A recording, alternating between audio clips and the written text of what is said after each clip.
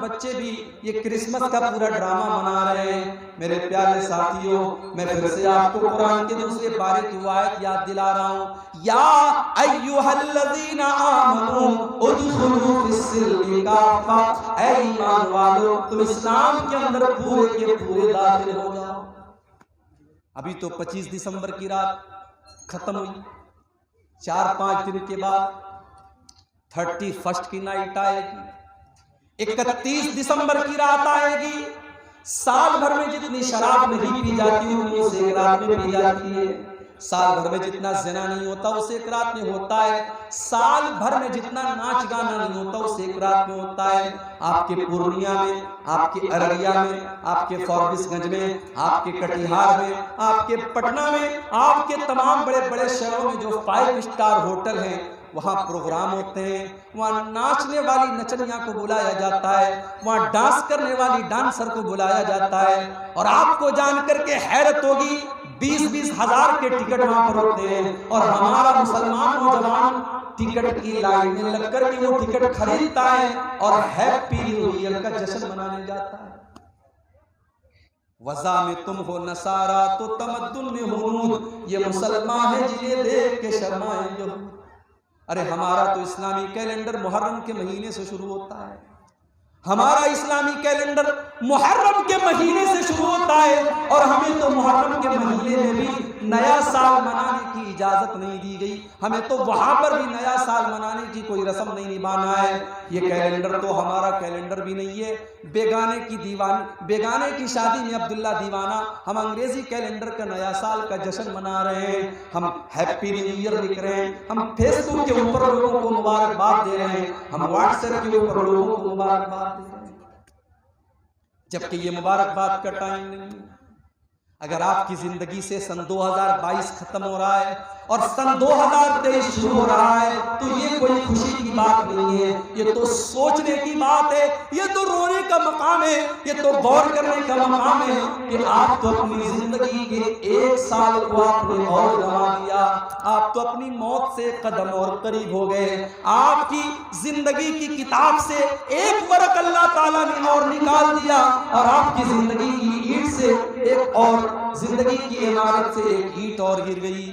होना तो ये चाहिए था, आप अपना जायजा लेते, आप अपने गिरबान में झांकते और सोचते कि 2022 में मैं नमाज नहीं पढ़ता था, चलो 2023 शुरू हो रहा है, नया साल शुरू हो रहा है। आय अल्लाह, मैं तुझसे वादा करता हूँ कि अब इस नए साल में मैं 5 टाइम की नमाज पढ़ूंगा।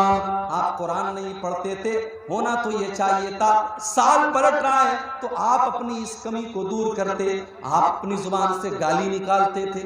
आप अल्लाह से वादा करें, आय अल्लाह सन 2023 शुरू हो रहा है, आय अल्लाह मैं वादा करता हूँ कि अब मैं अपनी जुबान को गाली से बचाऊंगा। मैं गुटखा खाता था, मैं नशा करता था, आय अल्लाह मैं अपनी जान के ऊपर जुल्म किया करता था, आय अल्लाह 1 साल और मेरी जिंदगी का जा रहा है और एक नया साल मेरी जिंदगी में आ रहा है। आय अल्लाह मैं तुझसे वादा करता हूँ कि अब मैं नशे को छोड़ दूंगा, मैं गुटखा खाना छोड़ दूंगा, मैं हराम काम करना छोड़ दूंगा। होना तो ये चाहिए था कि हम अपनी कमियों को तलाश करते, अपनी कोताहियों को तलाश करते और अपनी कमियों पर कंट्रोल पाते, मगर उल्टा मामला है। यहाँ तो शराब पी करके और डांस करके और नाच गाना करके नए साल का जश्न मनाया जा रहा है। मेरे नौजवान साथियों, ये जवानी आपको बड़ी कीमती मिली है। अल्लाह की कसम, जवानी के अंदर जो कर सकते हैं आप वो बुढ़ापे में नहीं कर पाएंगे। इसीलिए अल्लाह के नबी फरमाते हैं, कल कयामत के दिन जब सूरज 1 मील की दूरी पर होगा और सारी कायनात गर्मी से बेहाल होगी, अल्लाह ताला अपने कुछ खुशनसीब बंदों को अपने अर्श का साया देगा। उन खुशनसीब बंदों में एक इंसान वो भी होगा, वह शाबुन नशा फी इबादतिल्लाह, वो नौजवान जिसने अपनी जवानी को अल्लाह की इबादत में गुजारा होगा, जिसकी जवानी में उसने नमाज की पाबंदी की होगी। आज कितने लोग हैं, करोड़ों के मालिक हैं, करोड़ों के मालिक हैं, मगर हज नहीं करते। पूछो साहब हज क्यों नहीं करते? कहते अरे यार अभी लड़की की शादी करना है, अभी मकान बनाना है, अभी ये करना है, वो करना है। मेरे प्यारे साथियों, ये कहाँ लिखा है कि सारे काम निपटा करके आप हज करने जाएं? आपके पास अगर माल है पैसा है, दौलत है, तो आपके ऊपर हज फर्ज हो चुका है। अल्लाह ताला के यहाँ आप ये कह करके अपना दामन नहीं बचा पाएंगे, हमारी तो बेटी की शादी नहीं हुई थी, हमारा तो मकान नहीं बना था, हमारा तो ये काम नहीं हुआ था। अगर आपके पास इतना माल है कि आप अल्लाह के घर का हज कर सकते हैं, तो जिंदगी में हज करना फर्ज है। जितना मुमकिन हो, जितना जल्दी मुमकिन हो, उतना जल्दी हज कर लीजिए। जिंदगी और मौत का कोई भरोसा नहीं है मेरे भाई। बेचारा कोरोना परेशान था, अभी वो आकर के गया था। फुटबॉल का इतना बड़ा वर्ल्ड कप मैच हुआ, लाखों करोड़ों लोगों ने मैच देखा, कोरोना नहीं था। संडे को फुटबॉल का फाइनल मैच था, संडे तक कोरोना नहीं था, बुध से कोरोना शुरू हो गया। और अब भारत में भी जो खबरें आ रही हैं, अल्लाह बस हम सब की हिफाजत करे।